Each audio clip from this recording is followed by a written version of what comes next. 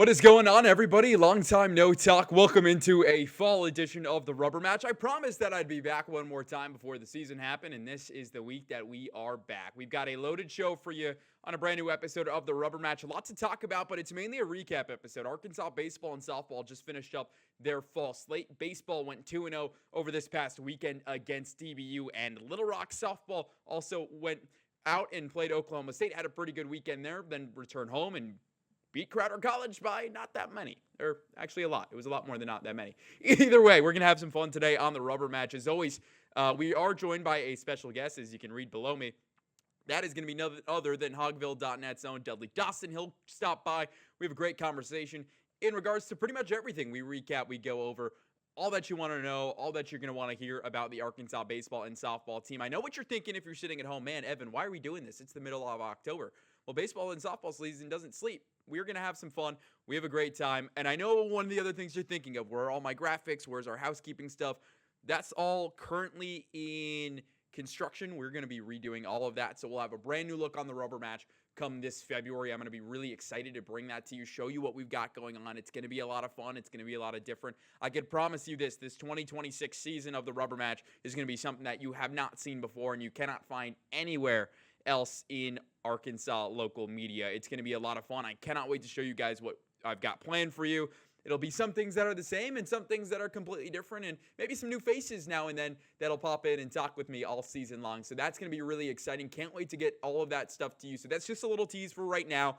But like I said, baseball had a really successful fall. Softball also had a really successful fall as well. As we move forward, both of these teams, look, what's their goal at the end of the day? It's to win the national championship. For Coach Deifel, she's got to get to Omaha, to Oklahoma City, where the Women's College World Series is. For Dave Van Horn, he's got to lift the title. That's the expectation in 2026 for this team, whether or not you have a lot of returning faces like softball does, or you don't, and it's a lot of new guys like the Arkansas baseball team is going to have in 2026. So without further ado, enough of me talking, enough of me sitting up here and telling you guys what I think about all of this. Look, at the end of the day, I wasn't in town this past weekend. I did not get to go see those games, so that's why we're bringing on Dudley Dawson. He was there in person, got to see those. I was in Knoxville covering football, so I don't have too much insight on my end, so what do you care about listening from me anymore? Without further ado, we're going to go to our first break. When we come back, Dudley Dawson joins the show. He'll break down this weekend with me. We'll have much more on the Rubber Match. Stick around, and we'll be right back after the break.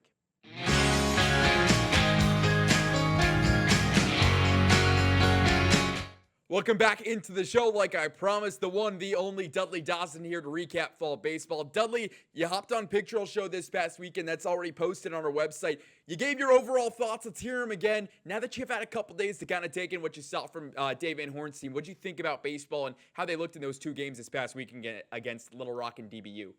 See this place behind me? It's the College World Series in Omaha. I think that Arkansas has a team that can make it back there. They lost a lot through the draft and graduation and all that, but they have reloaded. And what I saw this fall with continued development will give them an opportunity to be right back there despite all those losses. Yeah, it's going to be really interesting to see the schedule. Obviously, like we'll talk about in February and in March, and essentially when SEC play gets underway, is really light. So you like their chances, but it's funny because we talk about, you lose Kahio Aloy, you lose all of your outfield again. We've already discussed all of this on a previous episode of the Rubber Match, but here you are. It feels like this team doesn't, rebuild. They just reload. And what was interesting to me, Brenton Clark was a big name that we were hearing over the summer, and he's who I want to start with. That just looked good again this past weekend. Had a hit against DBU on Saturday on that October 11th game, which was interesting. And Dave had him in the leadoff spot. It's going to be really interesting who can replace Charles Davalon. What'd you see out of the outfield, and specifically Brenton Clark, who just keeps plugging his name in, it feels like, and has now been here at Arkansas for a couple of years and is hoping to break out in 2026. Yeah, I'm glad you mentioned Charles Davalin because he was the breakout guy last year. We saw him bat leadoff in all the fall scrimmages, and he just continued to come along. But he was really a breakout guy for them. And I think Brenton Clark has a great chance to be that. He could have played last year, except all the draftable outfielders were ahead of him. So they probably did him a really good favor by letting him redshirt. He went to the summer ball, got better. Is somebody who's going to push in the outfield. He's going to be in the lineup somewhere, and that's one of the good things about this baseball team. I think they have a lot of depth. If you do have injuries, and that just is a common thing in college baseball. You're going to have enough outfielders and enough infielders to overcome that, it looks like to me, and he's going to be one of the breakout guys. I think so too, but also kind of some guys that are next to him. I mean, Mike and New has almost lived up to the hype, right? He was somebody who we were talking about over the summer, was one of the MVP candidates in the Cape Cod League. I believe he was the MVP of the Cape Cod League this past summer, and comes to the Hill and again was really their, highest touted recruit. Let's be real, or in the transfer portal, Arkansas, the transfer class doesn't have any massive names this year, doesn't have anyone from massive programs. TJ Pompey comes over from Texas Tech. We'll talk infield in just a little bit, but Micah New is out there, and also Kahio Aloy hoping to get into the lineup full time, not just as the DH, but in the outfield. What do you like about these two guys and what DVH is doing to reload that Arkansas outfield? Well, New has a great story. He had to play shortstop because of injuries last year, had 33 errors, so whopping amount of errors. He's a really good outfielder, not necessarily a good shortstop. He'll be the first one to tell you that, but he really had a great summer, as you mentioned, in the Cape Cod League. He's come in and had a really good fall. He's chased down balls in the outfield. I think they have a chance to be even better defensively than they were last year out there in the outfield. But he has also been a guy that has shown the ability to have pop and bat for average. And so I think he's going to fit right in. As far as Eloy, once he got over what apparently was mononucleosis at the end of the summer, and got ready to play, you can see the ball just jumps off his bat. There's not a lot of guys on this baseball team that when they connect, it has a chance to go out every swing, but he is one of them. Absolutely. We saw the pop a lot, especially early on. Then he kind of cooled off at the end of the season, and rightfully so, right? Like, that's baseball. There's the ebbs and the flows. Guys get hot, guys get cold, guys get back hot. It felt like maybe from Kahio, he lacked consistency. Is that something you hope where he takes the next step? And, he was hitting 450 in the first, half of the schedule, and then conference play dipped back down. Would you like to see him be a little more consistent throughout the year in 26? Yeah, and I think he'll learn a lot from his brother, who did, really the same type of thing the year before. There during the middle of the season, I think they found a hole in his swing, but he made the adjustments. Any good college player, any good professional player has to make adjustments. You can go on a tear, but the pitchers are all and managers are all always going to figure you out. Absolutely. Let's go from the outfield. Let's talk about the infield. And this is where there's a lot of chess pieces this year that maybe we haven't seen in a lot of recent, history for the Arkansas team. Reese Robinette, pretty much he's going to be the first baseman. That's more or less a done deal in 26. But then you have second, short, and third. And I think that's where it gets really interesting because you have TJ Pompey. He played third over the weekend. He came over from Texas Tech, played some shortstop there. You've got Nolan Souza, who's at some point going to return from this injury. You were there this weekend. I was in Knoxville. Did you see Souza at all in the field, or did he just hit? He just was around, and he will have the opportunity obviously to be fully ready to go in the spring. He'll continue to get healthier, but they're excited about that. And obviously you mentioned pieces. Landon Schaefer is a kid that if you hadn't asked for the amount of money he did, would have been a very high draft pick. He's going to have to fight to get in that infield, but he's going to. They're going to have enough ways to move it around. Cam Koziel won't have to play first base this year. I think they're going to be, okay there, but they're going to have enough pieces to put in each little place.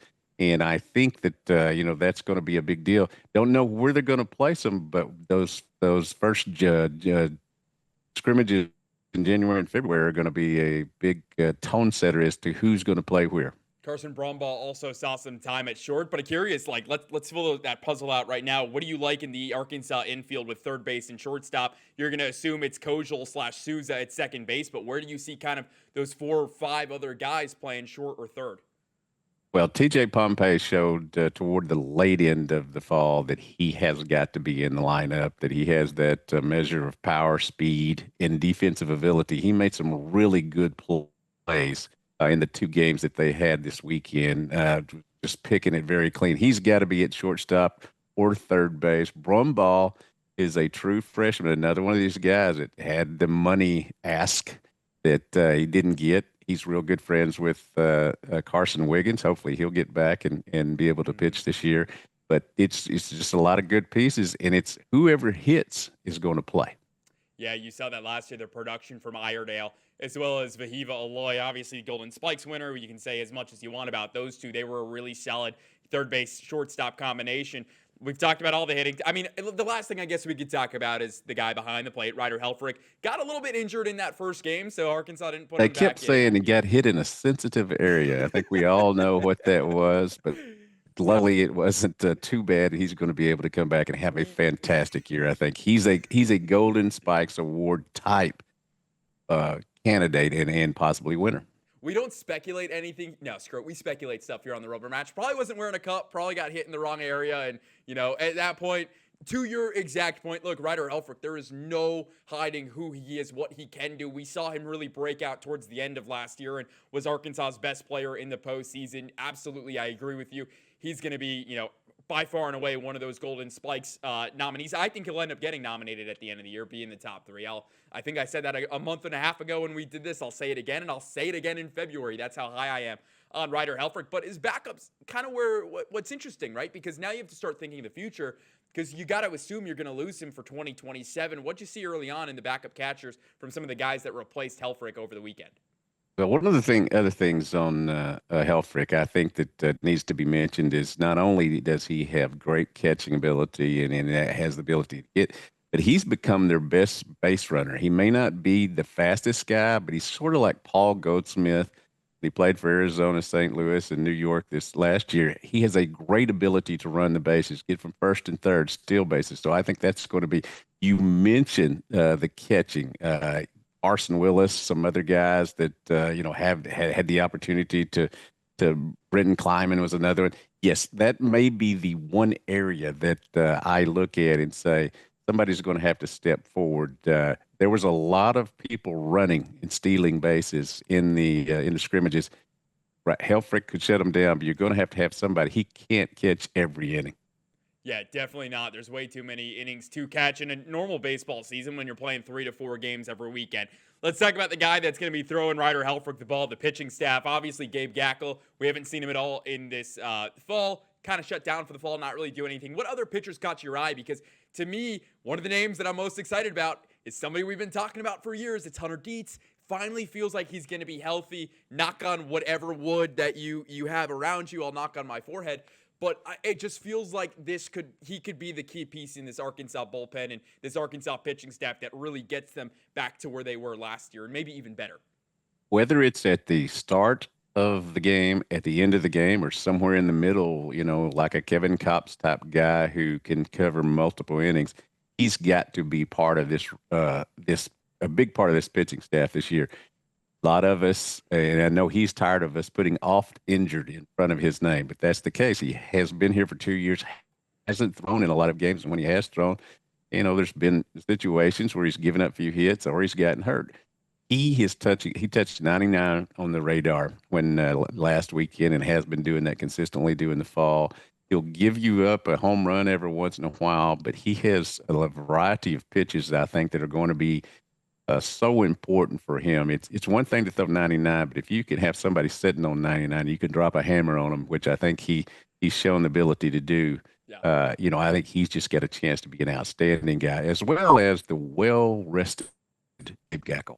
Yeah, absolutely. Those two being a 1-2 punch is going to be finally fun to watch. But you also have a lot of other pieces on this pitching staff. Cole Gibler flashed over the weekend and obviously flashed last year. You're going to assume he's going to be in that rotation. Parker Coyle, who you're getting back, looked pretty good as well this weekend. Ethan McIlvain, I believe he's the Vanderbilt transfer, also had Yes, he is. He's a guy. He's a guy that Yeah. didn't necessarily have great stats during the fall, but you can see the potential there. And Matt Hobbs is going to work with him. He was thought to be a big-time guy coming out of high school and was early on at Vanderbilt. I think he's got a chance to really be a big arm for them. Yeah, he's going to be really exciting to watch. Curious, too. Tate McGuire, somebody maybe he can take another step forward in another year in this Arkansas jersey. Any pitchers that we're kind of missing that we haven't talked about yet? James DeCreamer is the guy from Oregon State that transferred in. I think I saw a lot of good things out of him. And you had some young guys, Mark Brissy, Luke Cornelison. Carson Brumbaugh is even a pitcher that could work in there and get some innings. They're just got a lot of different options. I went into the summer after the draft thinking, let's see how this works out, because it really might be a down year. Now, I don't think it's going to be. It's funny because I thought the same thing when you first think about it. It's like, well, you lose all these guys, no more Root, and all of your pitching staff is essentially gone. Shees, to name a few. But then you're like, okay, where are they sitting? And it feels like it's the same conversation we were having last year. Maybe they'd be a little down. Then they go to Omaha, and it just feels like it's only a matter of time before TVH puts the pieces together. I think the easy schedule is absolutely going to benefit them in the early half. We'll see what that does come June when regionals happen, and we're going to assume there's going to be a regional at Baum-Walker Stadium. I think that's a fair assumption right now, based off of everything that we've seen and everything that we know from around the SEC and the schedule. But it's going to be a lot of fun to watch. Anything else about this kind of weekend that stood out to you that we've missed, we haven't talked about yet? I mean, there's other big storylines all over for this Arkansas baseball team, but anything that we've missed?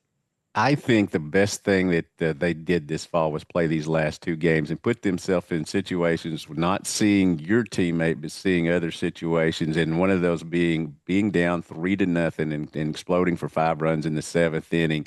That's invaluable when you have situations like that. You can set up so many things. But Dallas Baptist is a great program. Little Rock with Chris Curry is really coming along. Obviously, it was just like a step away last year from meeting Arkansas in a postseason play. I think that was a great deal they did do, and also I think the 4 games in Arlington, not just 3 this year, but staying around and playing one more game on. Yeah, I think that will be great for a team who doesn't go on the road early, but gets this type of atmosphere. Yeah, you get to really understand if you're those players, hey, this is what you're going to face in the postseason. Might as well get used to it now because, to your point, you're not going to see it for a couple of weeks because I believe SEC play starts with Mississippi State and it's at Baum-Walker. So, again, it's going to be a really long time for this team from that first weekend to the end of to like middle of conference play, second, third week when they're actually going to go on the road and face some good teams. There's a lot of fun. The schedule is awesome this year. There's some really cool places that this team gets to go. Let's shift gears, Dudley. Let's talk a little bit about softball. We'll start with the big news so far, and that is Courtney Deifel being named the top 25 coaches of the quarter century. How important is that, seeing what she's built here over the last 10 seasons and what she means to the Arkansas softball program? How big is that for her to get an award like this? Well, the first thing, I didn't know there was such an award. And, I guess you couldn't do it till, you had 25 years in this century, but it's richly deserved. She has reloaded this softball team again this year. How can you use Bree Ellis and the seniors that they did and still be in a position to say the goal is unbelievably getting to the College World Series? She's been very open about that. They've had 2 freshman classes that they put together in a row that have really provided depth not only to the pitching staff, which I think was, had some good moments last year, but, they kind of ran out of innings, at times. So I think that's really good. I think they've added the 2 transfers, one who was an All-American, the other one who was a big-time hitter as well. They look absolutely loaded. I know that I sound like a broken record here. But this is a program, and it's why she's one of the on that list of the quarter century, is because she not only goes out and gets the players, her and her staff, but they also bring in them and develop. And you could see that as the year went along. Right. This program is not only loaded; it's loaded with young players, which don't come out like in baseball. Yeah, absolutely. They stay there 4 to 5 years. They develop. They get better every single day. I think I'm really excited to see Italia Rijo really take another step forward. She was someone who came on towards postseason last year, kind of like Ryder Helfrich, and I think might not get a lot of talk when it comes to around the country. Obviously, again, getting back Kaylee Wyckoff for another year. The whole pitching staff is coming back. I think that's phenomenal for this team because, like you mentioned, right, like Robin Herron and Peyton Burnham were who Arkansas leaned on in that postseason. Obviously, both of them get food poisoning. Yeah, I don't know if we've like fully figured. Oh, I just zoomed out accidentally. But nobody is going to eat with each other during the postseason next year. You go eat by yourself because if one of you is not going to be a multiple one, it's just going to be one of you if you get it this year. Well, they're hoping for nothing bad. Dudley, anything else on softball? What impressed you when it comes to this team? And obviously the long game at Oklahoma State, Crowder College. You probably don't get too much against Crowder, but a lot more against Oklahoma State. That was in Stillwater, so probably weren't able to go see it. But they did post some highlights, and the team looks really good yet again. Yeah, and the one thing, Bree Ellis was my favorite quote on campus. I'm going to miss her, in terms of that, very out there. Ella McDowell is the one I'm looking to this year. I think she's going to have a big time year. Plus, she's really loud, like I used to be in high school and have been known to be as a 62-year-old. Yeah, Ella McDowell, one of the best, maybe freshman personalities you saw last year on campus, not only just in softball, but I think in every sport. And having someone like Brie Ellis to look up to for that year, I think is going to do her so much wonder down the road. And kind of the same, again, with the pitching staff. Like, I think Peyton Burnham kind of feels very similar to Robin Herron, where they're a little bit quiet, they're a little bit laid back, a little chill, not so much in your face, but can get very fiery. And obviously we saw what they are able to do on the mound up until, the super regional when you get sick. We don't have to rehash that for too long. But expectations for Arkansas softball, is it the College World Series? Is it a national championship? Where would you say that you sit right now as we're about 3 months from the regular season? One step at a time, but I think the College World Series has to be your goal in getting a berth there, and they came so close to it last year. And I think that certainly got the opportunity.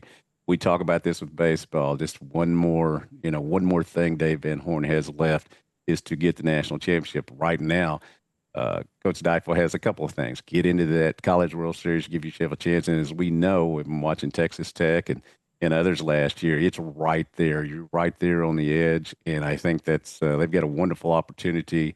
And as we go into this, this spring, just remember, athletes, sports writers want you to say anything that comes to your mind.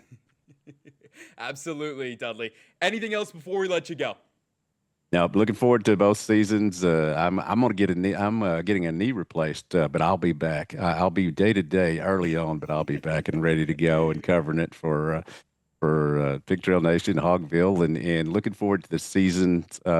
It's always much funner to cover a team that you know is going to have success.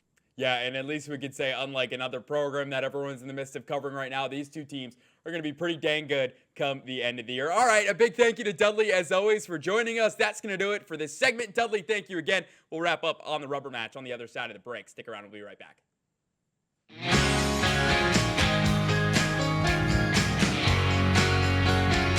As always, a big thank you to Dudley Dawson, our Hogville.net baseball and softball insider. Like I've already said at the top of the show, we've got so much coming for you. I cannot wait to show you what's next in store. It's going to be an awesome fall season. It's going to be an awesome winter. And eventually, before you know it, we'll be eating barbecue pulled pork fries at Baum-Walker Stadium together. As always, come up, say hello. Let me know what you think in the comments of the show. How can I change things? How can we make 2026 better than 2025? I know 2025, we only did a limited number of episodes. Wasn't a full season. 2026, we'll be coming at you every single week, whether that's here in Fayetteville, whether that's in Dallas for the college baseball series to open the weekend. We're going to have so much fun stuff in store for you in the spring, but we've got a little bit to go. We still got football season, basketball season's up next, then finally baseball season going to be here, like I mentioned before, you know it. Arkansas baseball and Arkansas softball, they'll both open the season probably in the top 15, top 10 of the country. It's going to be really fun. The schedules are all released. If you want a full breakdown of any of that, you can go check out my TikTok right now. I broke down